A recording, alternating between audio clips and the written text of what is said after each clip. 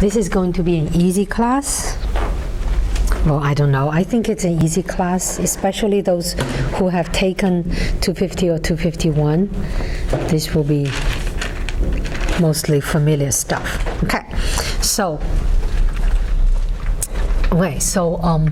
I want to start with saying that chapter 9.6 in my lecture notes, I will not go through. That's a detailed case study for scalar ODE. Okay, I went through all the methods that we have talked about, and for the same problem, each method I give detailed codes and I run the simulation and plot it against the exact solution and look at the arrow and see how it converges and blah blah for each of them. So you can use it as a reference for your homework. There are some methods I ask you to code. The codes are provided there if you need, and go ahead and look at it. All right? Okay, so that's for you as reference. I'm not going to do that. So what we will do today will be moving from one equation into a system of many equations. Okay, so system of first order, we're restricted to first order ODEs, and then we'll talk about higher orders later. Okay, so we consider the following. So x prime is my unknown. Now it's a little bit different because now x prime is a vector. It contains more than one, so I will be annoying you by putting a little arrow on it just to specify this is a vector. Is that okay? So this is a vector and its derivative equals to some function f, capital F, depending on t and depending on the vector. So f is a vector valued function. Probably I can put a little vector on it just to annoy you to say it's a vector valued function. So be very vector sensitive, all right? Okay, and then we have initial condition x at time t0 is given in some initial vector, which is a vector. Is it okay? So just to be specified, so what do I have? I have x vector. I can write it out. Let's say I have n components, so x1, x2, all the way to xn. That's my x, and my f now would be a vector valued function. Vector valued function means it returns a vector. Okay, it takes in many components as its input and it returns a vector. So we can write out each one as a given index, f1, f2, and fn. These are each of the functions. Okay. So you can probably write this out in detail. Let's just write it here, it doesn't take much space.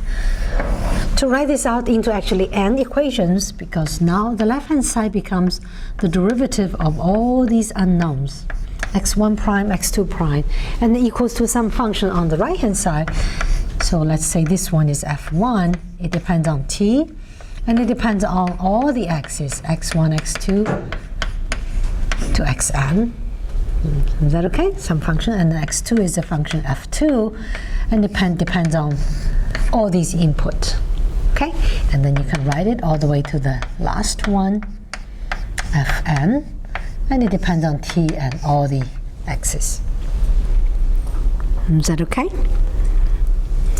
Now, if you have taken 250 or 251, there is a chapter they learn about systems of ODE, probably restricted to only 2 equations. Okay, maybe linear one or autonomous ones. I know some people have taken it. Do we remember all these?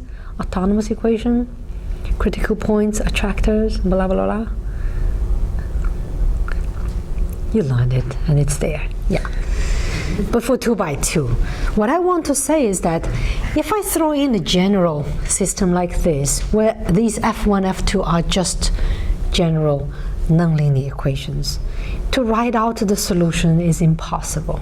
So you always resolve into numerical methods to find some approximations. Okay, so what I will do now will be just presenting to you some numerical methods. We will not do the analysis here. That requires too much linear algebra, which we don't have. So here's a piece of really good news, excellent good news. Oh no. When I say good news, I think of the guy standing in front of Willard. This is really good news. So, all the methods we have learned for scalar equations can be adapted for system. The same method. Just keep in your mind the unknown here is a vector and it returns a vector. It looks the same. Okay, so isn't that good news? We don't need to learn any new methods. So, all methods for scalar equation. You know what I mean by scalar equation? That there is one equation, one unknown, okay? Can be adopted. Okay, you just have to be careful that you know you have a vector. Okay, so I'll just give you some example. It's clear. So we are not really introducing any new methods here. Just realizing I can do it and see how it can be done. So example 1, let's look at Taylor series method. Even that can be done. That is really annoying, Taylor series method. Okay, let's say to the order m. Let's write it out to the general form. So all you need to write out in principle is this vector. It depends on t, right? Your unknown. If I take a tiny step away, how can I expand it at t, right? Because you want to recover everything at t, approximate it. Okay, so you just treat each single equation, that's all, because this basically says x1 as a function of t, x2 as a function of t in a vector form. So Taylor expansion for each of it and then rewrite it into a vector. So x bar at t plus h times x bar prime at t plus h squared half x bar double prime at t plus all the way as many times as you want on x m's derivative at t. So the first term will be just at tk, if you're doing tk, computing tk plus 1. And the second is just f, the capital F, because that's what x prime equals to. And then you have to take the capital F and differentiate it one more time to get the second derivative, and so on and so forth. The computation gets nasty, right? Okay, I'm going to give you one simple example. Well, not that simple, but just to convince you that this can be done, totally can be done. Nothing really hard about it. So let's say I have this system I want to compute. I have x1 and I have x2, and I give you the right hand side. Okay, I decide to do something linear. It's a bit simpler, but if it's non-linear you can do it also. Okay, so it's a linear function in x1 and x2. It has some t in it, it doesn't matter. And then I have x1 plus x2 minus 4t squared plus t cubed. Okay, so let's say I want Taylor series method second order. So you know you need to get x double prime, right? Meaning you need to have x1 double prime and x2 double prime. Okay, there's nothing really hard about it. So let's look at how one can obtain higher derivatives. Okay, so x1 double prime, what would that be? Well, you take the x1 prime and differentiate it one more time. Okay, so I will have x1 prime minus x2 prime, and then this is function of t. I'll just have to differentiate it in t. I can write out, that will be plus 2. Well, it's just some function. Is that okay? Let's write out the x2 double prime. Well, I'll take x2 prime and differentiate one more time of that. So I get x1 prime plus x2 prime minus 8t plus 3t squared. Okay, so it looks like on my right hand side there is x1 prime and x2 prime appearing on both. But should I be worried? Don't I know them? All you need to do is plug them in. x1 prime is this one, x2 prime is this one, right? You can do that, plug in and open it up and write the expression, or in your coding actually it's simpler. You can just code this and code this in a function or in whatever and just call that and plug it in. You don't even need to change this expression here. Does that make sense? All right, so let's do one more derivative and then we'll be convinced you can take as many derivatives as you want and keep going on and write out Taylor series method of order m for vectors. Okay, so I differentiate this one more time. I get x1 double prime minus x2 double prime. The 2 is gone. I differentiate this in t. I get -2, -6t. And I can differentiate this one more time. x1 double prime, x2 double prime, and then I got 8 and plus a 6t. And then these two guys, x1 double prime, x2 double prime, is being computed already right before, so I can just plug them in and use them. Is that okay? You can differentiate one more time if you want, as many times as you want. For this problem, it's linear, it's so simple. Okay, Taylor series method can be adapted. Now, all the other methods, the class of RungeKutta method, first order, second order, fourth order, actually any order, even the multi-step method, Adam-Bashful, Moulton, you can just write them out for systems. You just need to go in there and change this little x into a vector and be aware that it's a vector operation that's happening there, and that's all. Okay, so let me give you the classic RungeKutta fourth order method, let's say, for the vector.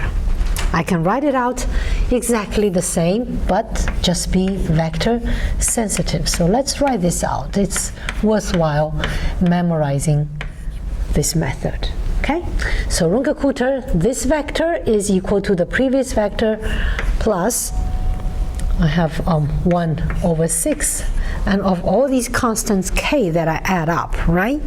Now these k's are vectors now, so I will have k1 is a vector, 2k2 is a vector, and 2k3 is a vector, and k4 is a vector. So I add up 4 vectors and I get a vector. Okay, multiply by 1/6, add on top of this vector, and return to the vector. That's the next step. Is that clear? Okay, so how are these k's being computed? Well, it's the same. K1, well, in the standard RungeKutta, this will be h times the right-hand side function, which is the little f, but now it's this capital F, right, which is a vector valued. Okay, and it takes t evaluated k and the x evaluated k vector, and it returns a vector. Is that right?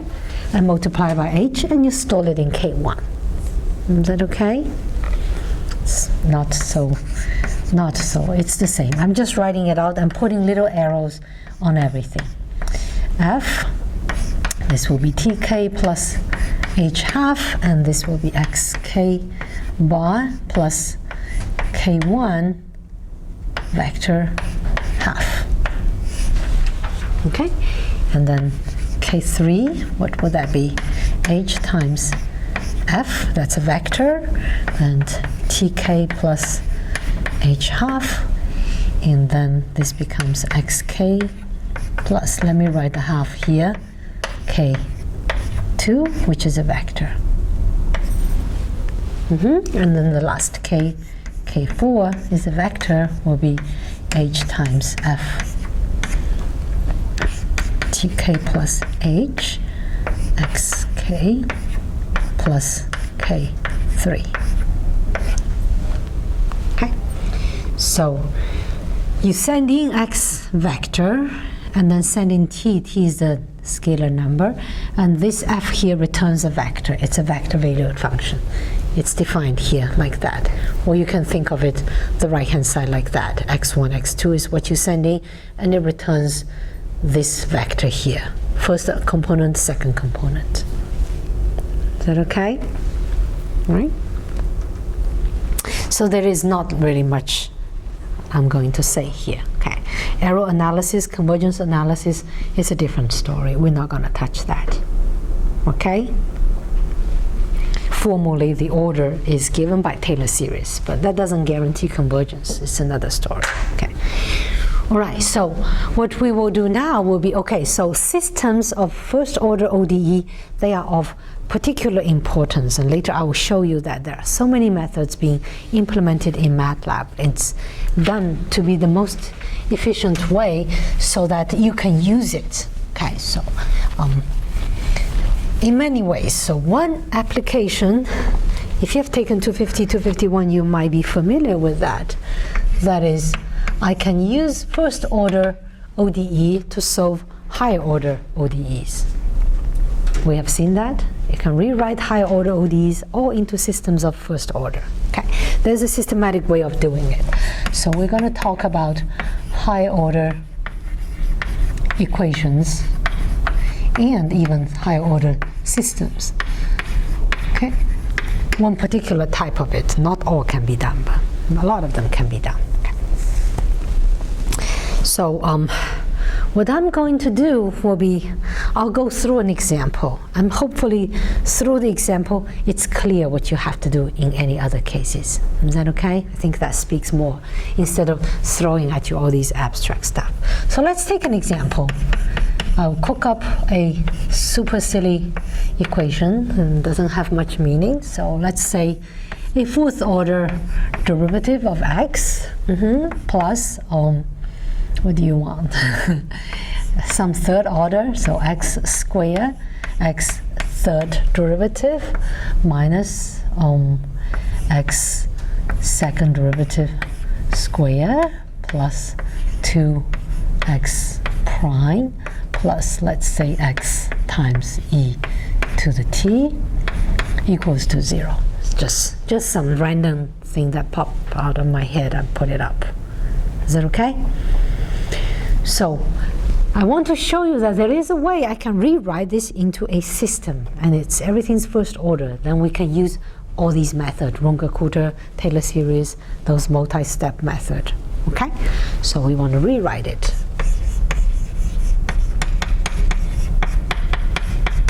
into a system.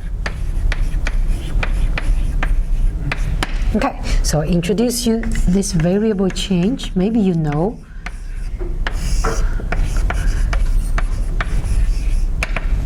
Okay, so the variable change goes as follows. I'll introduce 4 unknowns and form them as a vector. So x1 simply equal to x, and x2 equals to x prime, and x3 equals to x double prime. And each time I increase the x number, I perform one derivative on my x. Is that clear? And then I stop when I reach this number x4, where the 4 is the order of the equation, which is the highest order of derivative.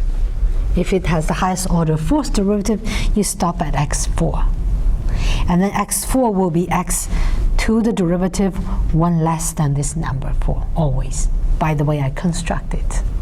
Is that clear? Right.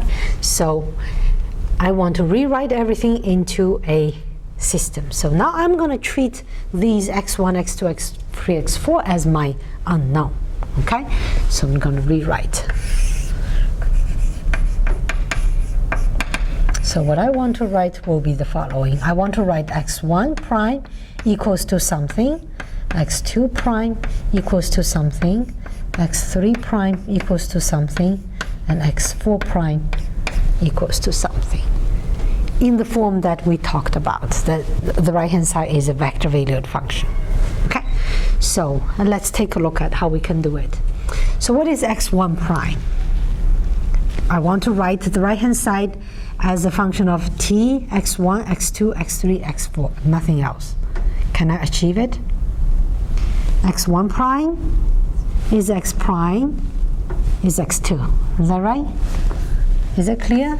That always will be x2 by your construction. What is x2 prime? Will be x double prime is x3. Is that clear? Now x3 prime is x4, isn't it? So you might be thinking that, yeah, these first three equations will always be like this. That just comes from this variable change. It has nothing to do with my ODE, right? The ODE goes into the last one. x4 prime will be x to the fourth derivative, which I did not introduce anything to represent it. You have to go back to the equation and find out x to the fourth derivative equals to something. Is that clear? So let's mess up with my equation. This will simply equal to that, isn't it? I can write x4 in terms of everything else. Okay, so now I'm forced to change sign, but it doesn't matter. You know you can change your sign. Can I write the right-hand side here into using x1, 2, 3, 4? So what is x? X is x1, right?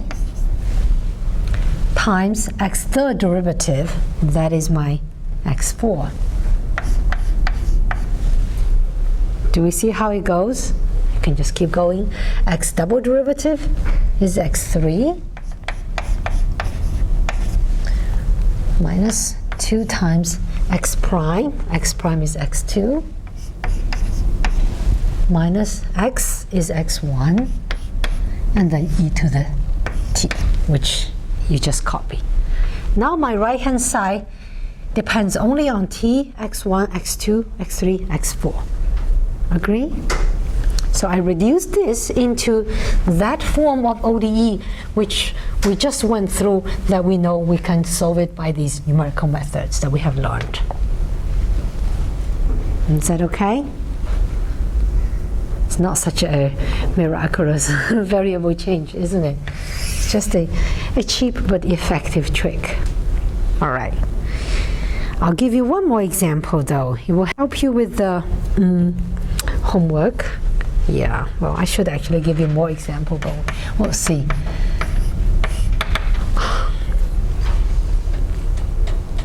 Let's say I have a system, okay? High order system, and I want to reduce it to low order ones. So let's say I have two unknown, another example. So x double prime equals to, well, just something silly, x minus y, doesn't have any meaning, plus t, and y double prime equals to, oh gee, nobody blesses me. The other class blessed me. That's my first bless. X squared minus y squared. Oh, you hear a lot. Spring is coming. I have terrible allergies. Okay. Each equation is second order. The highest derivative is second derivative. Can I write it into a system of only first order? Because I know how to handle first order, right? I have all these methods we talked about, even adaptive, very fancy ones. So what do you suggest to be my variable change? I want to form a new unknown vector. So I think this is second derivative. It will contribute to two of them. And that's second derivative. It will contribute to two of them. I think I will need 4 unknowns. So I'll call it x1, x2, x3, x4. May I do so? And I think the first 2 shall connect to x, and the second 2 shall connect to y. Okay? So what do you think I should call my x1? Suggestion? X. What about x2? Can I use x double prime also? I should not. And the x3 will be y prime. Okay. Let's see how will be my ODEs. x1 prime, x2 prime equals to x3 prime, x4 prime equals to. Okay, what will be x1 prime be? x2, that's by my construction. What about x2 prime?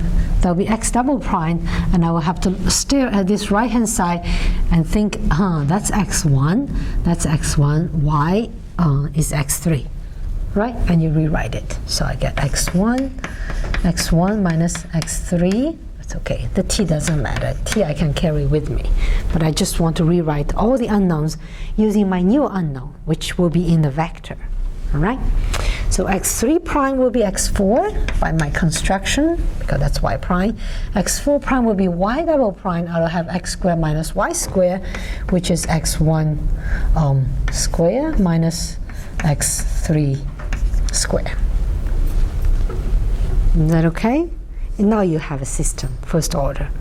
And you can code this right-hand side in the MATLAB as a vector valued function, and you can run, give it to some ODE solvers and try to solve it. Okay? So that's that. So what I want to say is for these general nonlinear systems of ODE, the exact solution is very complicated. So in your homework, the last problem I gave to you kind of lies in this setting. Okay, so it's two equations, each one the second order. You have to go through a variable change to write it into a system of 4 unknowns, first order. Is that clear? Something like that. And it's in the setting of some kind of a three-body problem, but not really three-body problem. So, you know, if you have taken 250, 251, you might be familiar with something called autonomous system for population dynamic, for example. The right-hand side doesn't depend on t, and then when the right-hand side equal to 0, those values of x's become critical points, and they can be stable and unstable. They can be attractors, that nearby solution will be attracted to it, or repellers, that solution will get away from it. So when I teach 250, 251, I always say, imagine attract a very pretty girl there. You just feel the attraction, you just gets near her, okay? And if your system is linear, usually there is one critical point, okay? But if it's nonlinear, there can be many zeros, right? Solutions of nonlinear equation can have many zeros, and it could end up that you get 2 attractors, which means a poor guy is attracted to 2 pretty girls. And guess what happens? Have we heard about something called chaos, butterfly effects, Turing instability? These are all related to nonlinear ODEs. That's nonlinear with attractors, multiple attractors that drive that guy crazy. So what does he do? He will go around one girl, but then if he gets close to the other girl, he gets attracted to the other girl. He loops around, and then he goes to the other girl, right? So he draws some kind of a butterfly path. And those solutions are very sensitive to tiny perturbations. If you make a decision teeny bit different, then it's different. You guys watch Doctor Who? Donna Noble at the traffic light turned left instead of right. Guess what trouble she caused afterwards? No, you have to watch Doctor Who to know what I'm talking about. But you can model it with these ODE. It exactly predicts these. A tiny perturbation and a decision that you make today, very small, insignificant, 10 years later, you look back, it changed you completely. It happens, all right? So, all right, that was enough fun. So, okay, that's that, and that's all I'm going to say. What I will give you is a case study in chapter 9.9. I ask you to read that. That's another very detailed case study for a system, a 2x2 system coming from a second order equation, and we write it into 2x2 system, we solve it with many methods where the exact solution we actually know, and then we check the error and see how they perform, okay? So use it as reference for your homework. All right, so all the codes are there provided. Okay, so now I'm going to show you some simulations. If I can turn it back on. Is it back? Yeah.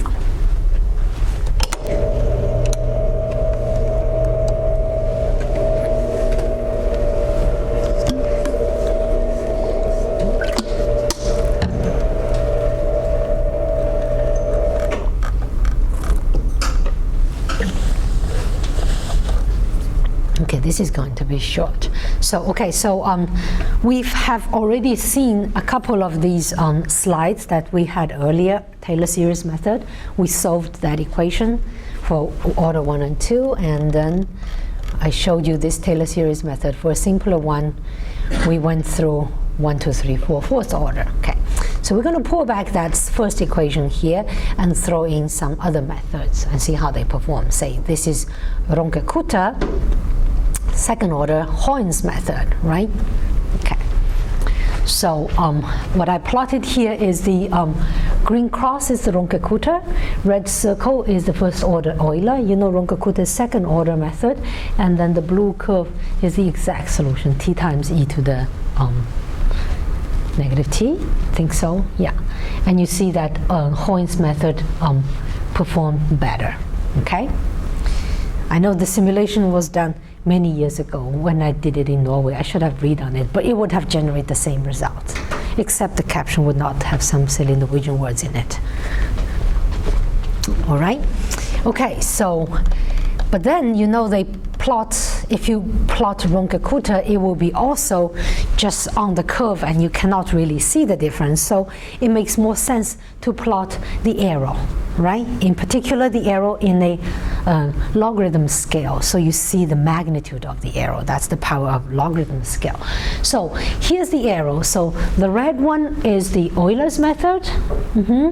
So for every grid point from 0 to 3, interval 0.1, I have 31 points. I plotted the arrow. At 0, the arrow is 0. That's my initial point. But then afterwards, the arrow immediately occurs and it accumulates, and there's some cancellation of arrow actually, okay, because this specific model. Okay, and you see that for first order method, your arrow will be somewhere between 10 to the negative 1 and negative 2. I would say maybe negative 1.7, maybe, that magnitude. And then for second order method, you know your grid size is about 10 to the negative 1. Is that right? And the order shall be this one square, right? So the second order method, the arrow shall be something like the first order method squared. Does that make sense? So it bumped to about negative 1.7 to about negative 3.5. It's very much expected, right? And then the classic RungeKutta, you know, it's a fourth order method. So the arrow will again be square of this guy about, right? That's a second order, and you go into a fourth order. So it went to about 6 point something. So very much expected. Make sense? All right. So in your homework, if you want to plot the arrow, you want to show me how the arrow is, make sure you use the logarithm scale. Okay, that's the one that tells me. Otherwise, it doesn't. Yeah. Okay. So in case you're wondering what that word means, file, that means arrow in Norwegian. So you can learn a Norwegian word today. Okay. So I want to recall the multi-step method we talked about last class. Remember last class we first introduced Adam-Bashful method, first order, second order, and then we introduced the implicit version, and in the end we combined them into a multi-step. Do we remember? We say we predict with Adam-Bashful second order, and then we do a correction to make the arrow smaller. So if you're not convinced of that correction step is making wonders, here is a simulation. So what I simulated is two methods. One is using the red circle, that's Adam-Bashful second order method, okay, without the correction term, just one single step. And then I did the predictor and corrector two-step, multi-step method. After Adam-Bashful 2, I put in the one iteration of to make it implicit to reduce the error. And now look at how much the error is reduced. Almost by a factor of 10, 1 over 10, isn't it? It reduced that much by. So formally, both methods are all second order methods. Okay, but the one with the correction there is a much better second order method, meaning the constant c times h squared in the second method is much smaller. All right, it reduced that constant c. Does that make sense? All right, so you'll be asked to code the Adam-Bashforth method, I think. Well, I'll give you the code. So some idea of giving you how the code would look like. This is the classic RungeKutta fourth order method. So this is a code in MATLAB, and this code can be used for systems, okay, not only for scalar. So your unknown is a vector, okay. So what do we have? We send in f is your function, the right hand side, okay, t0 initial time, x0 will be the initial data, tn the final computing time, capital N total number of steps. We are just running uniform grid, okay? This is not adaptive code, just uniform grid, and you take n steps to reach the final time, and that's it. Is that okay? Right, so you prepare yourself a little bit. Maybe I can talk over here. So final time, initial time, the time span over number of steps, that's your grid size. And then you generate a t vector corresponding initial time, ending time, take that step. So you can plot your solution. And I also want to know in the size of my unknown vector, so I know if it's a scalar equation or it's a system. So this is stored here. So if it's a scalar equation, then this is one number, s will be 1, right? If it's a system, s will be bigger than 1, okay? And then you generate a vector here, x, which is actually a matrix, but you can think it's a vector, and each element is a vector again. So for this vector, each element is stored as a vector of length s. So x1, x2, because each of them is a vector, you are just storing them. Okay, so you can plot each component out in the end. Is that clear? So we shall be pros of dealing with these vectors, right? And this notation means the first vector in my x, now I send in as the initial vector. Okay, x0 is a vector. Is that okay? Then you go into the RungeKutta time step, the iteration. This is a general one that can be used for scalar and vector. Okay, that's a general code. You can just copy this. So what you do, you compute a K1.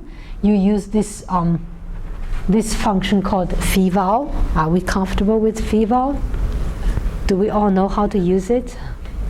That's MATLAB's way of sending a function as input into another function and then use it, right?